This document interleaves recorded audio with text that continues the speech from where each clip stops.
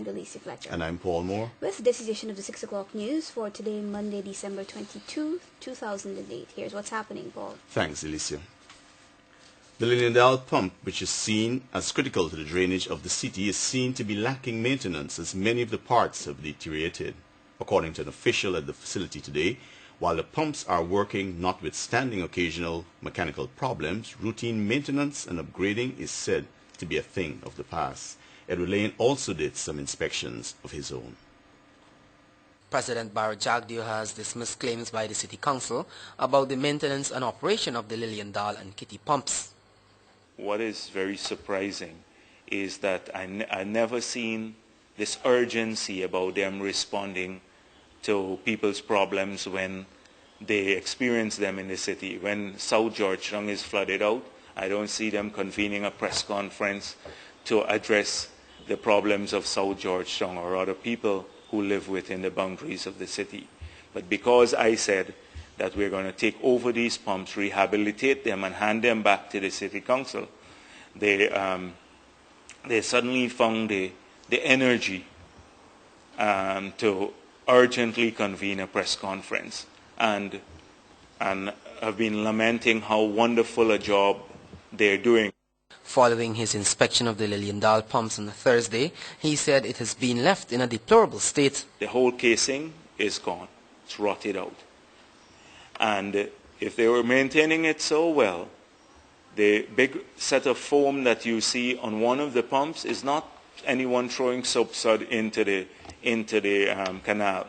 It's because they have 30% of the water that they're losing because the pump has a big hole on it at Liliendal.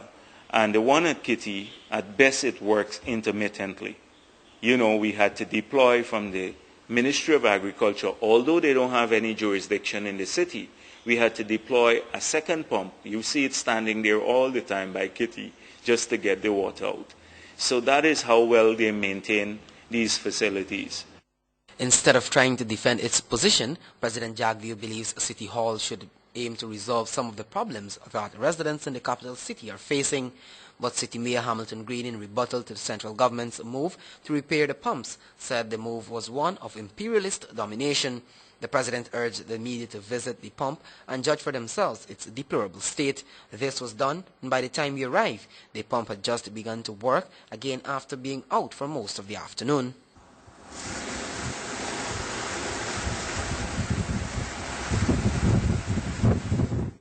An official, when asked what may be the reason behind these constant failures of the system, concluded that no one seemed to be concerned whether the pump is maintained or not.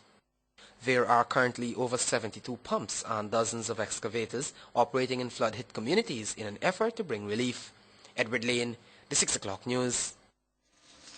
The Ministry of Agriculture continues to receive reports that high levels of water in canals in regions 2, 3, 4, 5, 6, and 10 are receding. However, in some low-lying areas, reports were received of water accumulation, which continue to be drained by sluices and the operation of pumps. Accumulated water due to intense rainfall continues to recede in some communities along the east coast, with the temporary mobilization of additional drainage equipment from other areas that have been drained. The Ministry of Agriculture, through the National Drainage and Irrigation Authority and the Ghana Sugar Corporation, has redeployed mechanical drainage equipment to increase the drainage capacity of affected areas along the East Coast.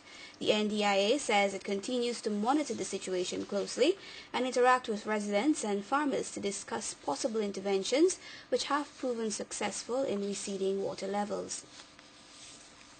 The Health Minister, Dr. Leslie Ramsamy, says health teams have been attending to the needs of more than 100 persons per day in flood-affected areas.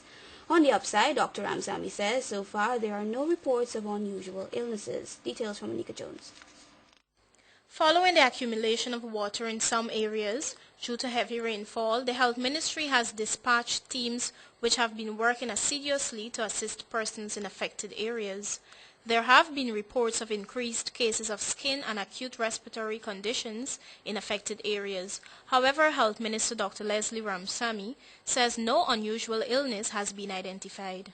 What we see in the case of the skin conditions and the acute respiratory infections are exactly as expected. There are no numbers of these illnesses that make us concerned.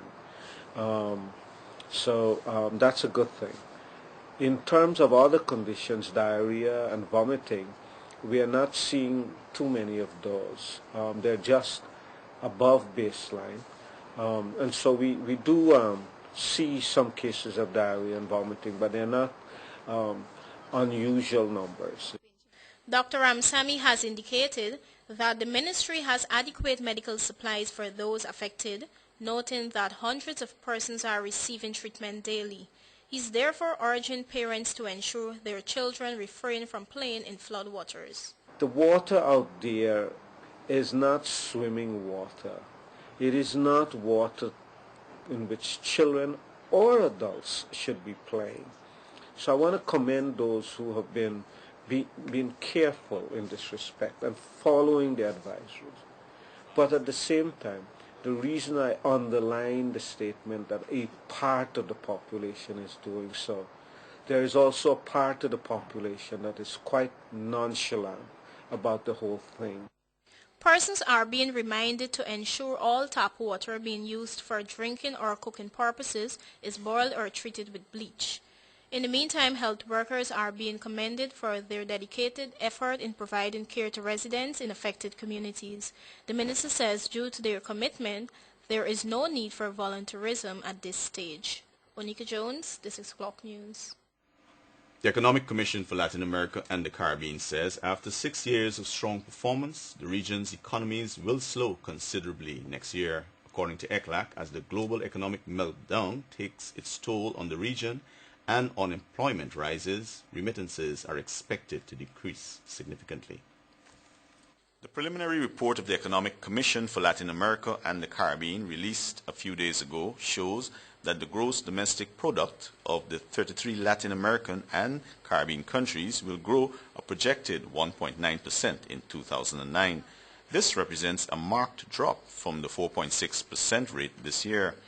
The report added that unemployment will increase to between 7.8 to 8.1% next year, hitting low-income households and those headed by women the hardest and pushing many workers into the informal economy. However, the report said inflation will slow to 6% next year from 8.5% in 2008. The document shows that today the region is better prepared than in previous occasions to handle a crisis, but in no case is it immune. The Commission noted that between 2003 and 2008, the region enjoyed healthy economic growth as employment expanded and poverty shrank, and most countries posted external and fiscal account surpluses.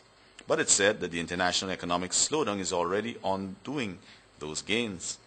According to the report, foreign direct investment will also contract next year. ECLAC has recommended that developed and developing countries coordinate macroeconomic steps and bolster intra-regional trade and integration to manage the crisis. It also suggested that international agencies sufficiently finance counter-cyclical measures and that regional financial bodies inject liquidity into the global financial system. Already, CARICOM is pushing its bilateral trade agreements with a number of developed countries, including Canada and the United States and Europe. Regional heads, including President Mario Jaglio, recently took part in the Southern Common Market Summit to boost trade and economic activities among South American countries. But despite all these, President Jaglio had recently said that regardless of the effects of the crisis, social programs in Guyana will not be affected.